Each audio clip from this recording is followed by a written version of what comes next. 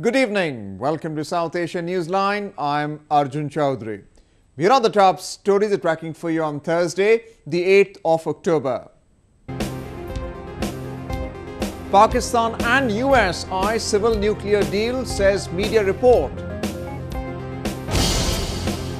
10 years on, quake survivors of Pakistan-administered Kashmir await rehabilitation.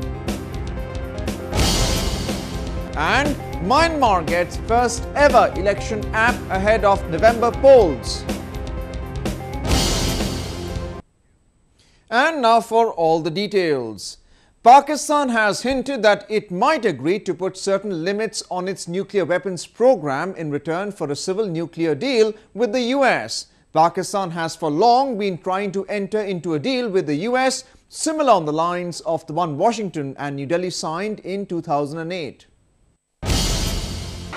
Pakistan is looking for a deal which will ensure civilian nuclear technology without restrictions on its nuclear weapons program, local media quoting officials have claimed.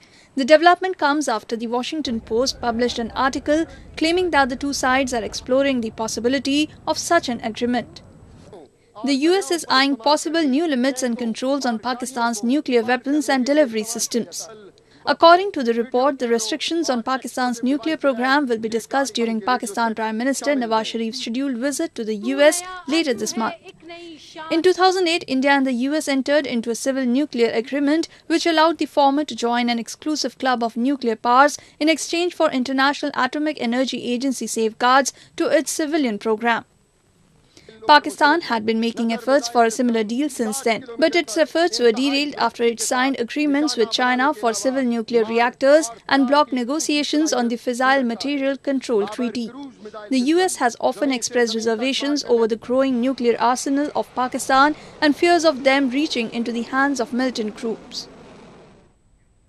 Indian Prime Minister Narendra Modi on Thursday raised the development pitch as he led the campaign of his party in eastern Bihar for the upcoming provincial polls. He also blamed the state government led by Nitish Kumar for the backward status of the province. As Bihar province heads for assembly elections, Indian Prime Minister Narendra Modi on Thursday trained his guns on the Grand Alliance, a coalition of several regional parties led by the ruling Janata Dal United Party. With the political climate heating up in Bihar, Modi addressed a series of election rallies in the province. जिन्होंने ये 60 साल बिहार को लूटा है, अब वो आकर के एक स्वार्थ बंधन कर दिया है उन्होंने, और छोटा नहीं, महास्वार्थ बंधन। भाइयों बहनों, क्या बिहार को और अधिक बर्बाद होने देना है? He urged the people to vote for his party, promising all-round development. ये चुनाव जंगल राज और विकास राज के बीच की लड़ाई है। The polls are being seen as a litmus test for Modi's Bharatiya Janata Party, which is trying to consolidate its hold across the country. The newly formed Grand Alliance is likely to put up a tough challenge for the BJP-led coalition in the province. Bihar will elect a new 243-member assembly in 5 phases to be held between October 12th and November 5th. Votes will be counted on November 8th. Meanwhile, Bangladesh authorities have issued high alert on all jails across the country. Several militant leaders had been arrested in the wake of the murder of 2 foreign nationals. All the 68 jails in Bangladesh have been put on high alert, especially on those which have militant inmates. This comes as the country's intelligence warned about possible terror attack next month, aimed at destabilizing the nation. Currently, 400 militant inmates are lodged in Bangladesh jails. Several leaders of militant outfits and extremist groups were arrested after the recent killings of 2 foreign nationals, one Italian and other Japanese. Although the Islamic State militants claimed responsibility of the murders, the Bangladesh government ruled out the presence of the militia in the country. The incidents have also sent a wave of panic among foreigners residing in Bangladesh. Government has now decided to beef up security for the foreign nationals in the country. Thursday marked the 10th anniversary of the devastating earthquake that hit Pakistan-administered Kashmir in 2005. But even after a decade, the affected people continue to struggle to rebuild their lives as the local administration has failed to live up to its promises. A report. It was on this day in 2005 when lives of millions of people in Pakistan-administered Kashmir changed forever. The region was struck by a 7.6 magnitude earthquake, one of the deadliest tremors. Some 73,000 people were killed in the quake, which also flattened nearly 90% of the infrastructure there. This included some 65,000 homes, nearly 1,000 hospitals and over 2,000 schools. Besides, miles of roads were badly damaged. The two main cities, Muzaffarabad and Balakot, were turned into a heap of rubble. But even with over $5 billion international aid pouring in, little has changed for the people here. A decade on, while Muzaffarabad has been almost rebuilt, majority of the region's mostly remote areas have been largely left unattended. Pakistan government had announced that it would build a new city for the residents of Balakot after international experts warned that the city had become unsafe for inhabitation as it fell in the red zone. But the residents here continue to live in tattered tents as no work towards the new city has begun. Most of the damaged schools continue to function in the open, risking the lives of the students. Locals allege that Pakistan is blocking international aid organizations from visiting the area. 2005 में जब earthquake आया, लोग वहाँ पे गए, international community गई help के लिए. इस्लामाबाद जब पहुँचे तो उन्होंने कहा भाई आप लोग तो आगे नहीं जा सकते. उन्होंने कहा कि क्यों? उन्होंने कहा ये तो एक सिक्योरिटी जोन है, तो इसमें तो फॉरेनर्स अलाउड नहीं है. With no proper shelters, millions of survivors are forced to live in the open, exposing themselves to the approaching harsh Himalayan winter for yet another year. The Muttahida Qawami Movement, or MQM in Pakistan, complained that a senior office bearer of the party was arrested by paramilitary in the early hours of Thursday.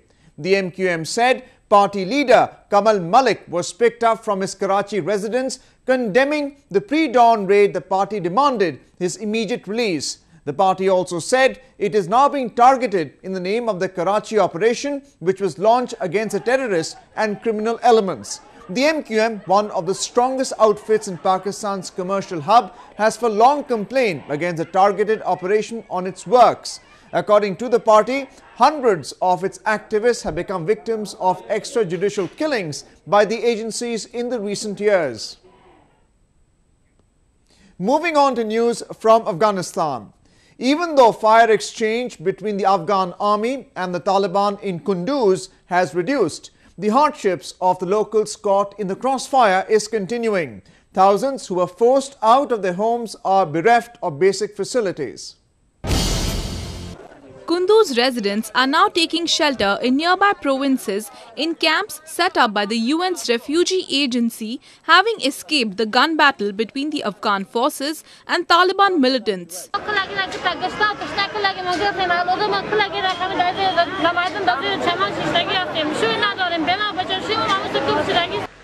The Afghan army, which took control of more areas in the city this week, had begun distribution of basic necessities to the people. But many complain that they haven't got any help. The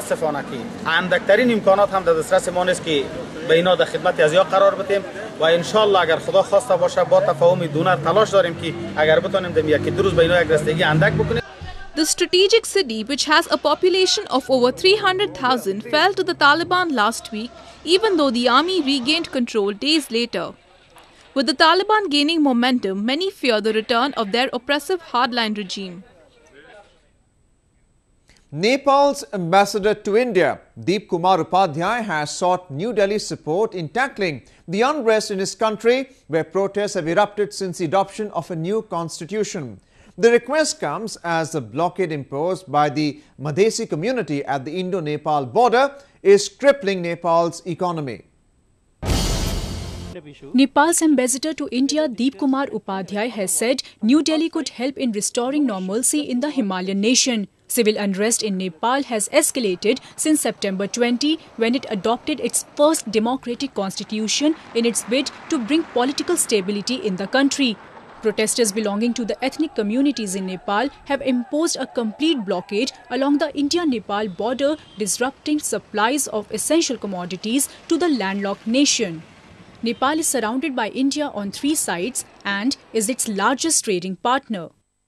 Just to want friendship, because, our trade relations, it is such a unique one.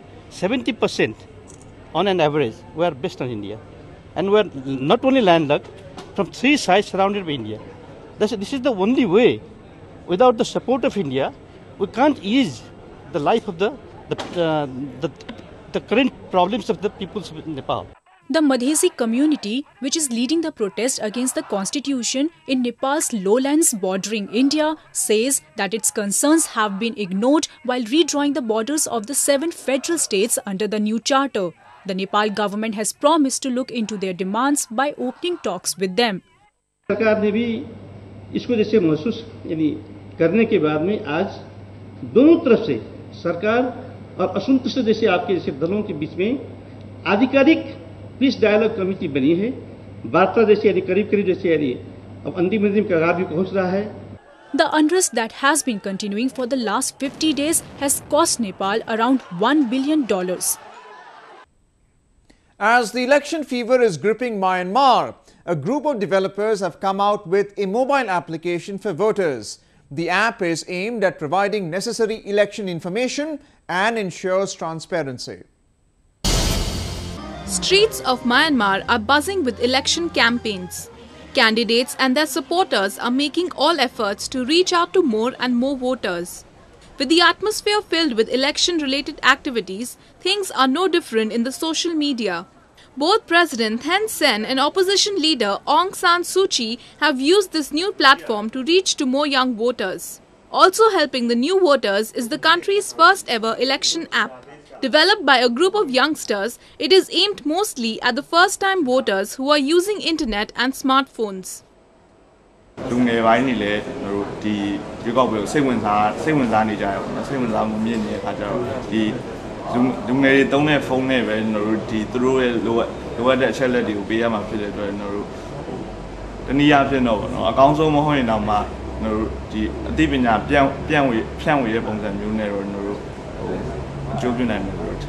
Users also felt that the app could help them become more informed about the election.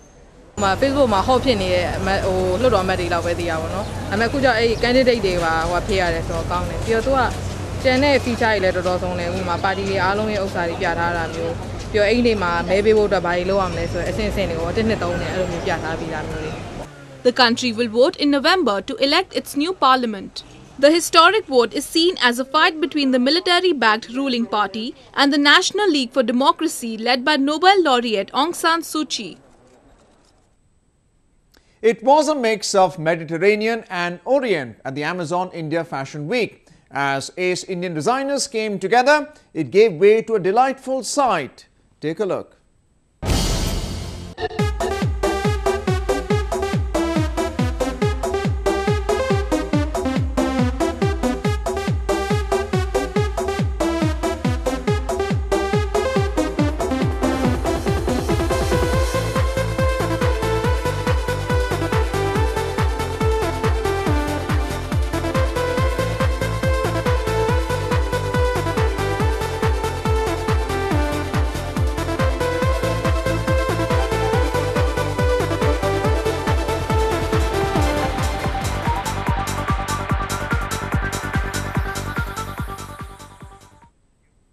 Well, that's the way it was in South Asia this evening. Before we conclude, the top stories once again. Pakistan and US eye civil nuclear deal, says media report. 10 years on, quake survivors of Pakistan-administered Kashmir await rehabilitation. And Myanmar gets first ever election app ahead of November polls.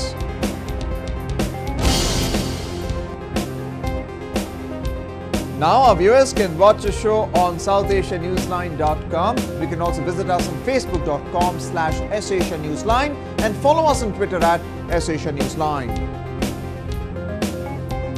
That's all in tonight's edition. We'll see you same time tomorrow.